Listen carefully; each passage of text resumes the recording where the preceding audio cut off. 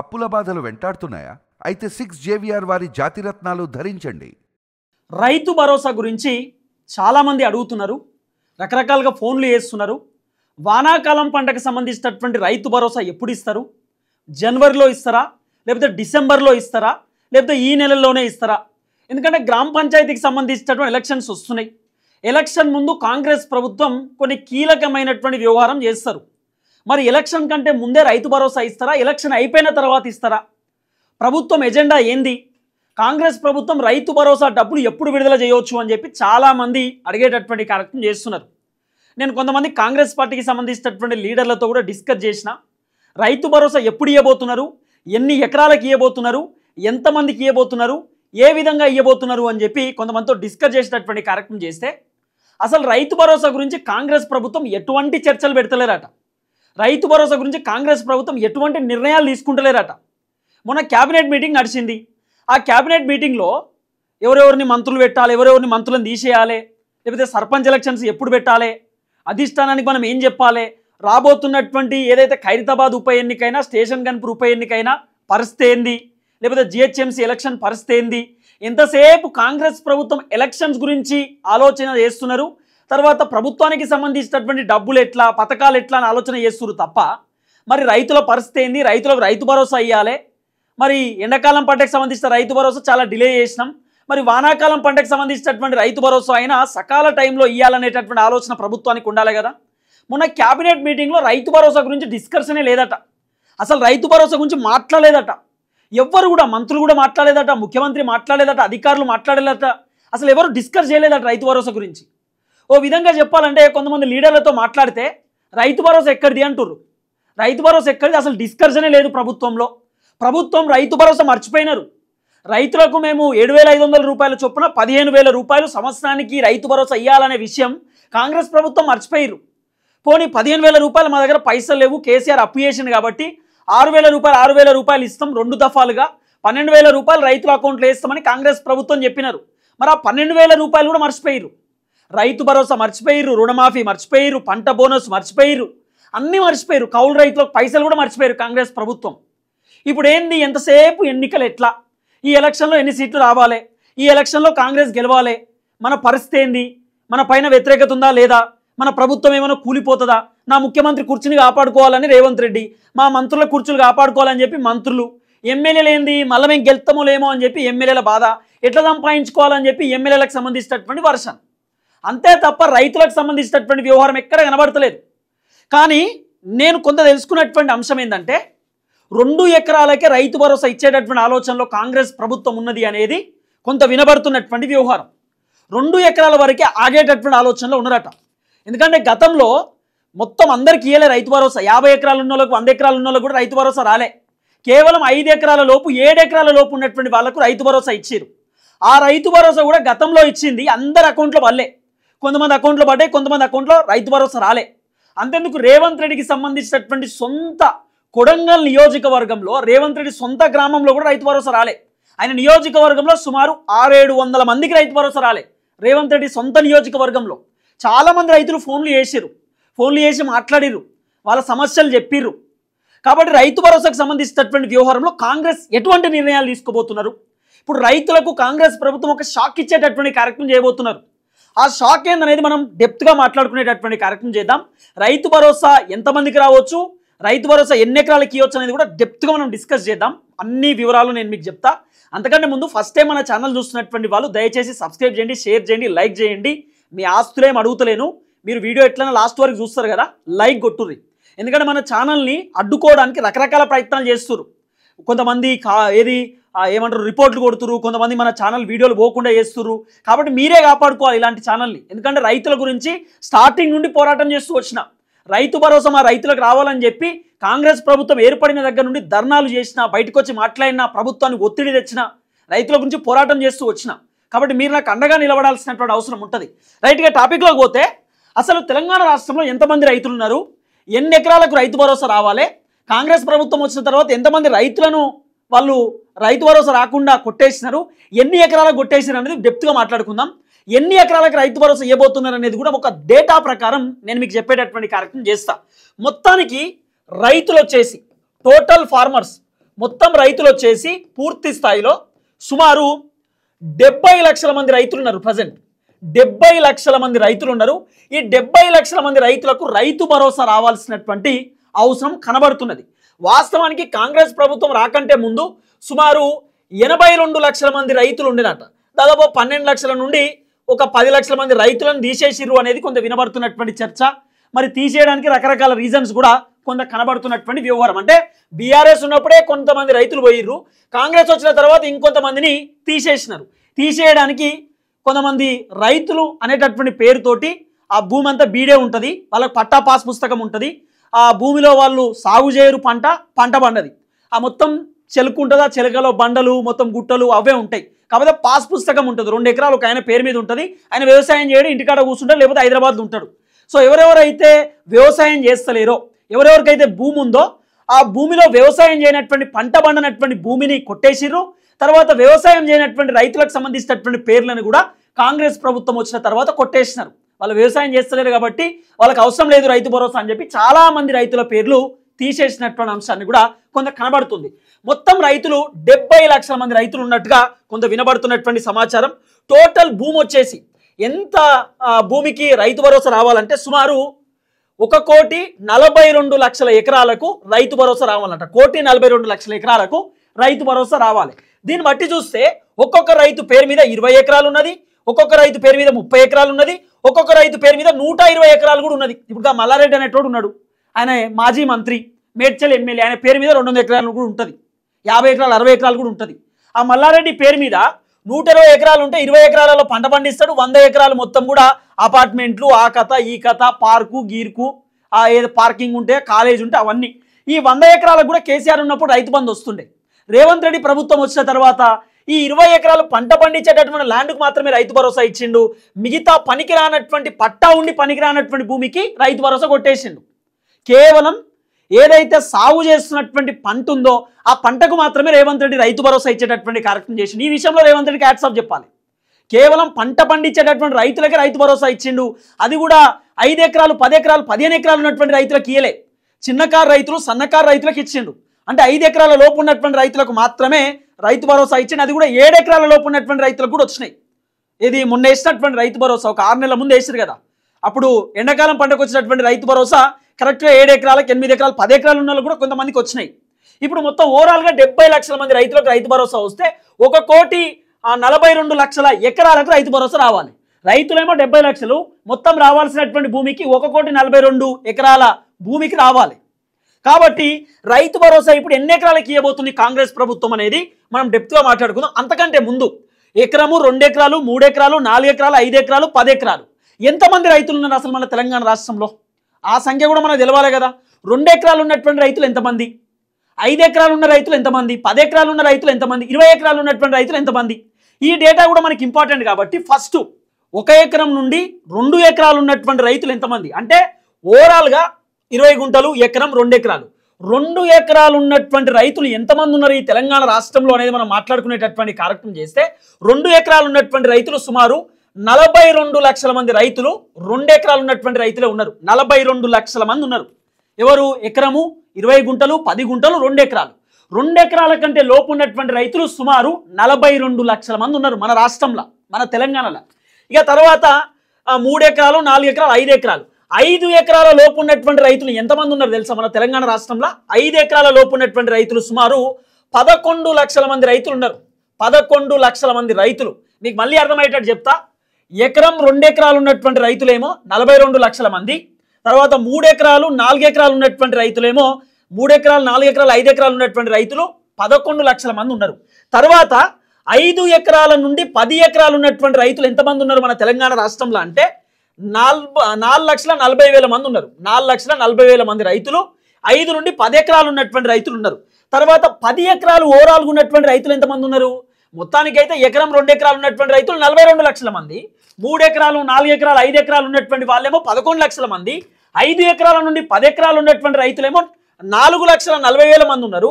10 ఎకరాలు ఉన్నటువంటి రైతులు ఎంతమంది ఉన్నారు తెలుసా? 94,000 మంది 10 ఎకరాలు ఉన్నటువంటి రైతులు ఉన్నారట. 94,000 మంది ఉన్నారు 10 ఎకరాలు ఉన్నటువంటి రైతులు. వీళ్ళు చిన్నకారు రైతులు సన్నకారు రైతులు గారు, 10 ఎకరాలు ఉన్నటువంటి రైతులు. భూసాములు ఆసాములు అని పిలుస్తారు మన ఊళ్ళే. అట్లా పిలుస్తాం కదా. ఎక్కువ భూమి ఉన్న దొర అని కూడా పిలుస్తాం. కాబట్టి 10 ఎకరాలు ఉన్నటువంటి రైతులు 94,000 మంది ఉన్నారట. తర్వాత 25 ఎకరాలు ఉన్నటువంటి రైతులు ఎంతమంది ఉన్నారు ఈ తెలంగాణ రాష్ట్రంలో అంటే దాదాపు 6,488 మంది రైతులు 25 ఎకరాల కంటే పైన ఉన్నటువంటి రైతులు ఉన్నారట. 6,488 మంది. ఓవరాల్గా మొత్తం అంతా లెక్క చేస్తే 42 లక్షలు, తర్వాత 11 లక్షలు, 4,40,000, 94,000, 6,488 మొత్తం క్యాలిక్యులేట్ చేస్తే 58,84,488 మంది రైతులు ఓవరాల్గా కనబడుతున్నారు. అంత క్యాలిక్యులేట్ చేస్తే దీంట్లో 2 ఎకరాలు ఉన్నటువంటి రైతులే సుమారు 90%, 90% రైతులు 2 ఎకరాలు ఉన్నటువంటి వాళ్ళే ఉన్నారు. ఇప్పుడు కాంగ్రెస్ ప్రభుత్వం ఎజెండా ఏంది? ఈ 2 ఎకరాలు ఉన్నటువంటి రైతులకి రైతు భరోసా ఇవ్వాలి. ఎందుకంటే 2 ఎకరాలు ఉన్నటువంటి రైతులు వాళ్ళ దగ్గర డబ్బులు ఎక్కువ ఉన్నాయి, పాపం వాళ్ళు వ్యవసాయం చేసుకుని బతికేటటువంటి వాళ్ళు, తర్వాత చిన్నకారు రైతులు, సన్నకారు రైతులు, వడ్డీలకు డబ్బులు తీసుకొచ్చి పెట్టుబడి పెట్టేటటువంటి వాళ్ళు. కాబట్టి పేదవాళ్ళకే రావాలి కదా పథకాలు వస్తే. రేషన్ కార్డు ఎవరికి ఉంటుంది? పేదవాళ్ళకే ఉంటుంది కదా. కూపన్ బియ్యం ఎవరికి వస్తుంది? పేదవాళ్ళకే వస్తుంది కదా. ప్రభుత్వం నుండి రావాల్సినటువంటి సంక్షేమ పథకాలు కూడా రేషన్ కార్డు ఉన్న వాళ్ళకే వస్తుంది. అంటే రేషన్ కార్డు ఉండేది ఎవరికి? పేదవాళ్ళకే కదా. పేదవాళ్ళకి కావాలంటే 2 ఎకరాల లోపు ఉన్నటువంటి వాళ్ళకు రైతు భరోసా ఇవ్వాలి. 2 ఎకరాల లోపు దాదాపు 42 లక్షల మంది రైతులు ఉన్నారు. అంటే 90% రైతులు ఈ 2 ఎకరాల లోపు ఉన్నటువంటి వాళ్ళే ఉన్నారు. కాబట్టి ఈ 42 లక్షల మందికి రైతు భరోసా ఇచ్చేటటువంటి ఆలోచనలో కాంగ్రెస్ ప్రభుత్వం ఉంది అనేది కొంత వినబడుతున్నటువంటి వ్యవహారం. అంటే ఫస్ట్ విడత, సెకండ్ విడత, థర్డ్ విడత సేమ్ విడతల వారికి ఇచ్చేటటువంటి ఆలోచనలో ఉన్నారట.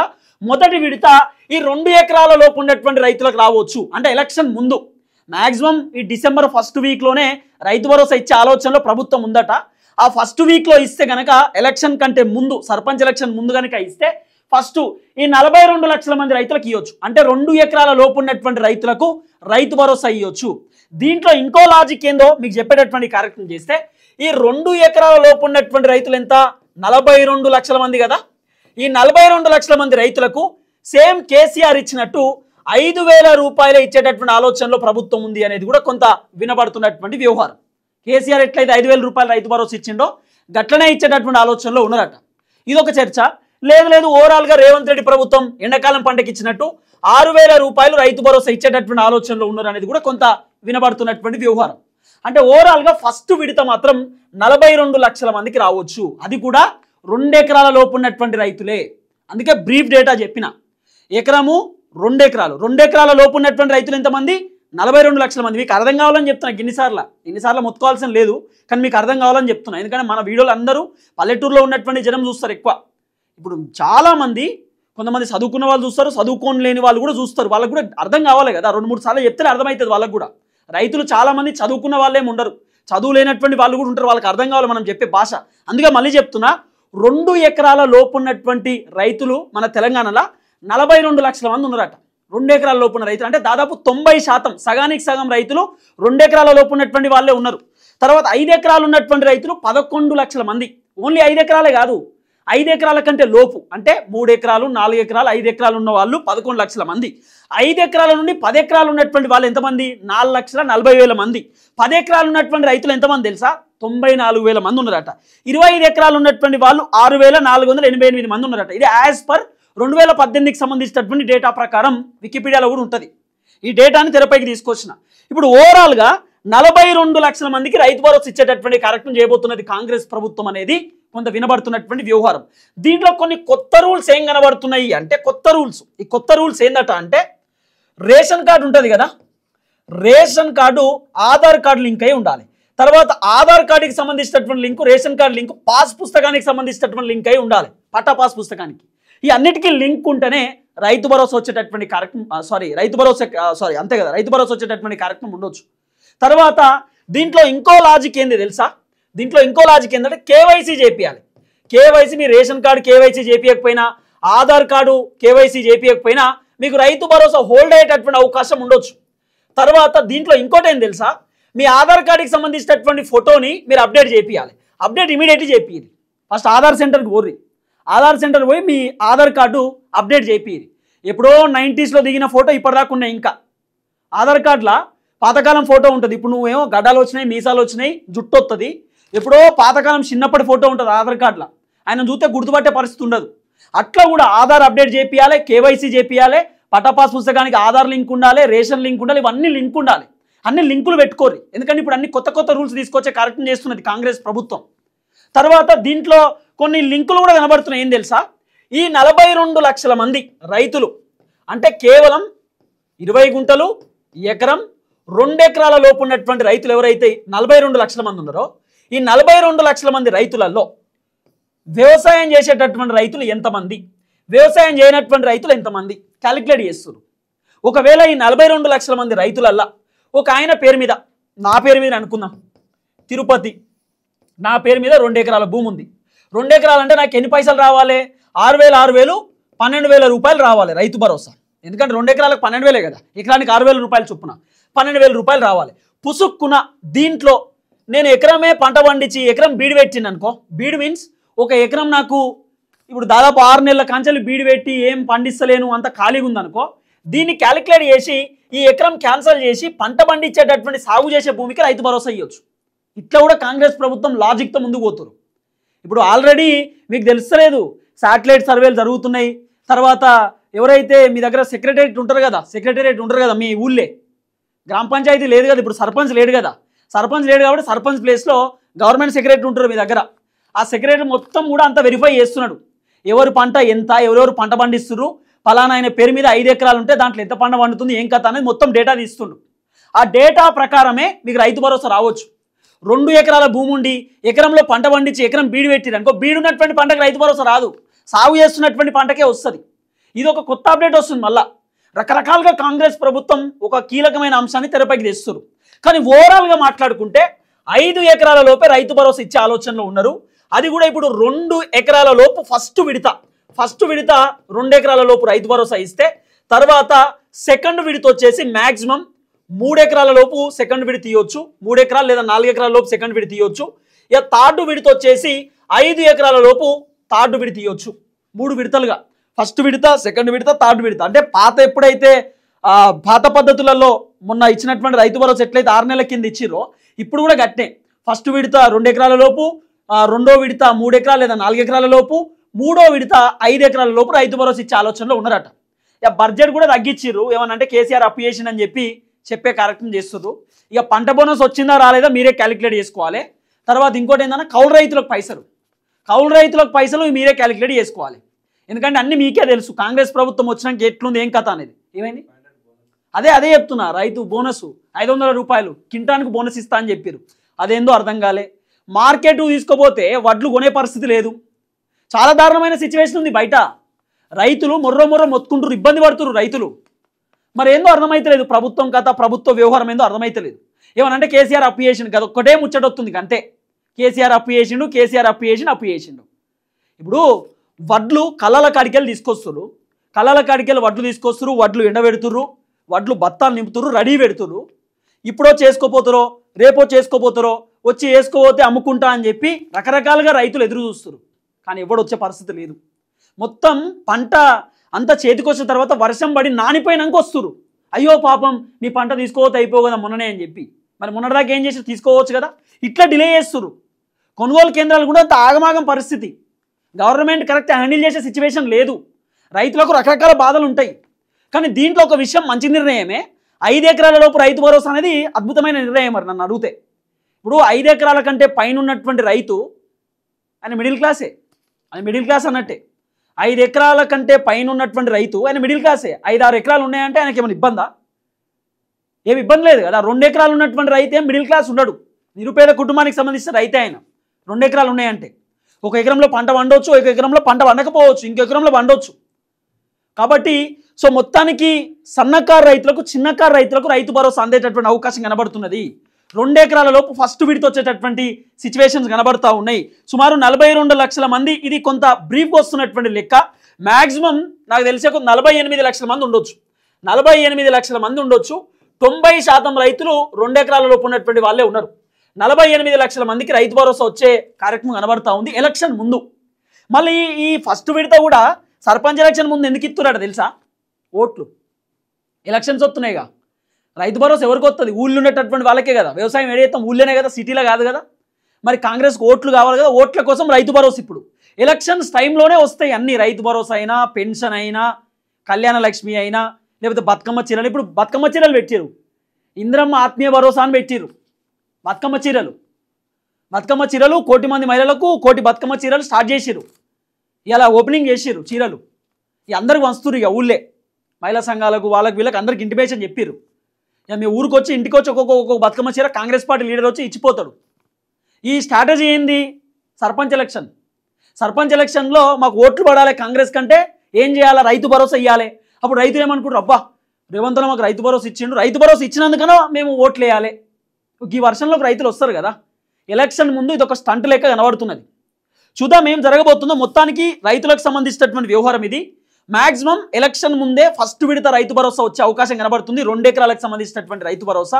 మీకు ఎవరికైనా ఏదైనా డౌట్ ఉంటే, మీకు ఏదైనా సమస్య ఉంటే, ముఖ్యంగా మీకు ఏ సమస్య ఉన్నా కూడా 9676873626 అనేటటువంటి ఈ నెంబర్కి నాకు ఒక ఫోన్ చేయండి. మీకు ఏ సమస్య ఉన్నా, ఎటువంటి ఇబ్బంది ఉన్నా, టైంపాస్ ఫోన్లు చేయకుర్రి. మీకు ఏ సమస్య ఉన్నా ఈ నెంబర్కి నాకు ఫోన్ కాల్ చేయండి. మీరు పొద్దుగాల 10 గంటల నుండి సాయంత్రం ఎగ్జాక్ట్లీ 9 వరకు నేను మాట్లాడతాను. 10 గంటల నుండి 9 గంటల వరకు మీతో టచ్లో ఉంటా, మాట్లాడతా.